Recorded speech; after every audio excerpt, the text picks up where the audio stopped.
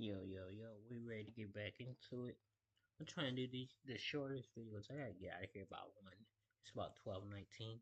I don't even want to talk that long. Video essay about how fantastic Tim Drake is as a character. And I stand by what I said. Tim's an awesome character. His detective skills are just as great, if not better than Batman's. He was a fantastic leader of the Teen Titans during G.F. John's run, and Ra's al Ghul showed him massive respect by calling him detective, a title he only addresses Batman as. But the more and more I think about it, the more I realize that DC has not been handling the Tim Drake character very well. Who? Was it Tim Drake? Nobody cares about Tim Drake. What? Bro, what are you talking about, man? Now, don't get me wrong, when the character was first introduced, it definitely felt like DC had a solid plan for the character. In the late 80s, 1990s, and 2000s, Tim Drake was definitely treated well. But in recent years, I can't think of many examples that show us that DC Comics had a solid plan for the character. In this video, I'm gonna go over what went wrong with the Tim Drake character, and hopefully after watching this video, DC Comics will start to treat the character with the respect he deserves. But before we move on, please be sure to give a like and subscribe to Reverb Comics. You do not want to miss out on our awesome content. Now, I think it's more than fair to say that you know who Tim Drake is. After Jason Todd, the second Robin, died, Batman became pretty hardcore. Tim Drake, as a 14-year-old kid, deduced that Dick Grayson was Robin and Bruce is Batman after he saw Robin do a quadruple somersault, a feat that only a flying Grayson can achieve. He tried convincing Dick Grayson to come back to Gotham and be Batman's Robin again, but he refused since he hated working with Bruce and enjoyed his own independence as Nightwing. After Batman and Nightwing got captured by Two-Face, Tim suited up as Robin to help them out. Ever since, Tim Drake became Batman's third Robin. He was different from Dick and Jason in the sense that he wasn't as athletically gifted as them, but his detective skills are much stronger than theirs. He's always been regarded as one of the brightest characters in the Bat family. So right off the bat, there's a lot to love about the character. He's accomplished an amazing feat by figuring out Batman and Robin's identity. He's an underdog since he's not as gifted as a martial artist compared to the other Robins, but since he's really bright, he more than makes up for this with his detective skills. And if you think about it, he's the most independent Robin. Since he grew up in a normal family, he didn't have that same family bond that Dick and Jason had with Bruce. That pretty much changed after his mother got murdered by Obeah in Haiti and his dad got murdered by Captain Boomerang, but you get the point. When he was starting out, his identity wasn't fully tied to Batman, which is pretty interesting. Right off the bat, he's not defined by tragedy and he has his own unique set of strengths and weaknesses that differentiate him from each member in the Bat family. Now, I don't know about you, but it felt like Tim had a lot of purpose in Batman stories when he was first introduced. There was a fantastic reason as to why he was needed.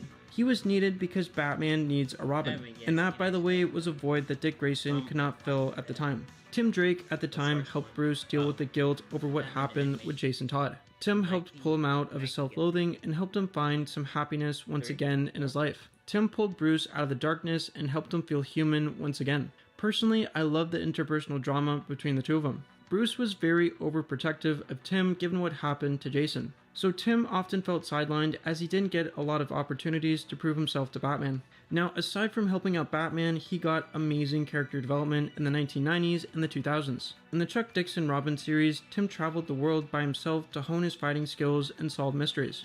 I personally loved it when he got training from Lady Shiva. Lady Shiva has beaten Batman a bunch of times in the comics, so he definitely got the best training a person can get in the DC universe. And when G.F. John's Teen Titans series came around, Tim gained a lot of confidence as a leader. Like Dick did with his roster of Titans, Tim grew into a person that got a ton of respect from powerful metahumans. And it was awesome when he became his own man when he took on the Red Robin mantle. After Bruce died at the hands of Darkseid, Tim was not convinced. Hence, after Damian Wayne took his place as Robin to Dick Grayson's Batman, Tim traveled the world as Red Robin to find Bruce Wayne. And like I said earlier, he gained the respect of Ra's al Ghul when he referred to Tim as detective in that Red Robin series. And to prove that he's an even bigger badass, he proved everyone wrong since he was the only one that was right about Bruce actually being alive. It turns out that Bruce got sent back in time after he got hit by Darkseid's Omega Beams, and he was finding his way back to his original timeline. But that's besides the point. The point is that in the 1980s, 90s, and 2000s, Tim had amazing character development. He proved himself as Robin by helping Batman get past his self-loathing. He proved he can handle things by himself in the Chuck Dixon series. He proved that he's an amazing leader in the G.F. John's Teen Titans run. And he proved he can operate independently as Red Robin. Now, I don't know about you, but it felt like DC did not know how to handle the Tim Drake character after that point in time. When DC Comics got rebooted and the New 52 continuity got started, I can't think of anything memorable that happened to Tim Drake.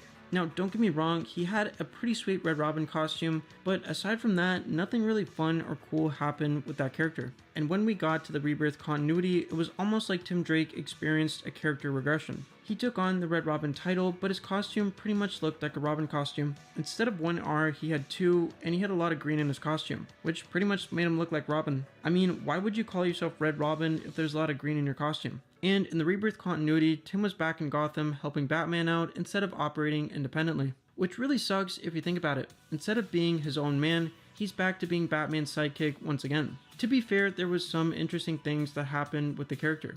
In the Rebirth continuity, he struggled with his identity as Robin, especially after Damian Wayne came into the picture. He had some nice interpersonal drama going on with Stephanie Brown, otherwise known as Spoiler. He had a brief romantic relationship with her, and yeah, there's always that elephant in the room when they're together, but I gotta admit, I don't know what they were trying to do with this one. For a while, Tim Drake got captured by the villain Mr. Oz, who was revealed to be Superman's dad, Jor-El. Jor-El took him far away from Earth to another planet, then he ran into a future version of himself as Batman from the Titans Tomorrow Future. Then he just escapes back to Gotham, and yeah, that's pretty much it. If you have any idea as to why Jor-El wanted to capture Tim Drake, please let me know in the comment section because I don't have a clue. And then there was the decision to make Tim Drake a bisexual man, which was both fantastic and pretty gimmicky. Obviously, representation matters. It's fantastic that queer people can be seen through the lens of superhero narratives. It's fantastic that Tim never felt any shame or embarrassment over his queer identity. It's great that he found happiness and joy with his new boyfriend Bernard, and it's amazing that the Bat family was so supportive of Tim. The only issue that I have with this is that his queer identity is pretty much the focal point of his character now, and it pretty much looks like DC Comics did this because they had no idea what to do with his character. This might sound like an odd thing to say, but I like it when a character just happens to be queer. When a character is just objectified based on their sexual identity and that alone, stories usually run into some problems. There was this one character Marvel tried to introduce, and guess how they marketed the guy? They marketed the new Marvel character Aaron Fisher as the first gay Captain America. Right off the bat, this character is just objectified based off of his sexuality. Forget his unique sense of individuality or any cool nuances or passion or depth that the guy has. When the character first got introduced, his sexuality is put at the forefront. And that was pretty much it to the character. In my experience, I saw a lot of other queer characters handled better. Take Mr. Terrific from the Arrow TV show as an example. When the character was first introduced, we learned that he was a former bronze decathlon Olympian and a genius holding a bunch of PhDs. There was a couple of casual references to his boyfriend and some interpersonal drama with his partner, but aside from that, his character development had nothing to do with his sexuality.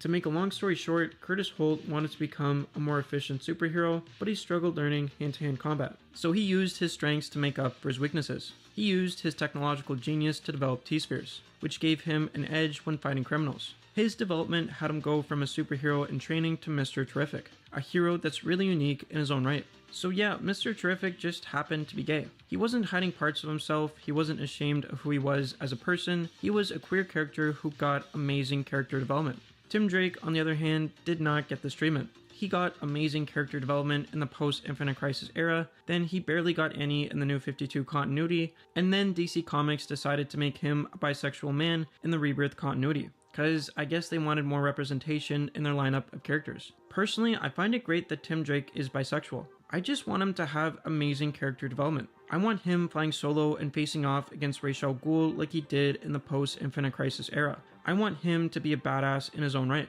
Cause DC, let me tell you, there should be no excuses with Tim Drake. You guys managed to give other Bat family characters amazing treatment. Nightwing, for instance, got amazing treatment during his Rebirth era. My boy Dick Grayson was not only at the pinnacle of healthy masculinity in all of DC Comics during Tom Taylor's run, but he also became the leader of the Justice League. When the Justice League disbanded, Nightwing stepped up and led his team to become the protectors of the entire world. So believe me when I say this, there should be no excuse for Tim Drake.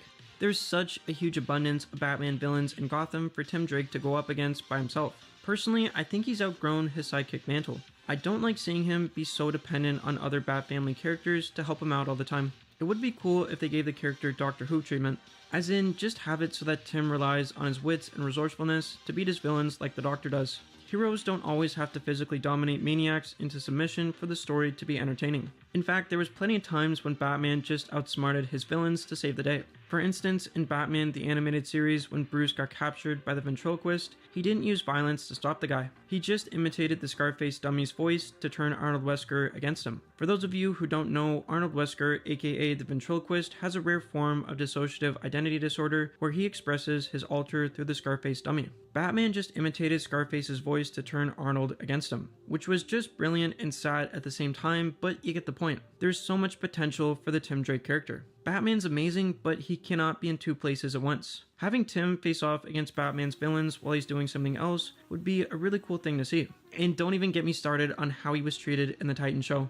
The guy ran around as Robin without any training whatsoever. The guy was so bad that he died at one point in the series. Of course, he came back to life again because it's a comic book show, but what made me mad about his character development was that it was just so rushed. When he came back from the dead, he had one training session with Jason Todd, and all of a sudden, the guy was an amazing Robin. Like, how ridiculous is that? In Arrow, it took Oliver Queen 5 years to become an amazing fighter. But in Titans, it took Tim Drake 1 day to achieve that. In fairness, he was characterized well in the New Adventures with Batman and Robin and Young Justice, but he was more of a supporting character in those animated shows. If anyone from DC Comics is listening, please, please, please give Tim Drake the storytelling treatment he deserves. Make him a badass in his own right. Make him independent and make sure that he's respected well amongst his teammates. Anyways, that's all I have to say about that. DC, just please get... Alright. Yeah. I haven't made it all the way through this show I'm watching. The Batman the Animated Series, but I'm sure I'm gonna get there. I gotta be at least season 2. Anyways, we're gonna get out of here. Appreciate y'all for watching.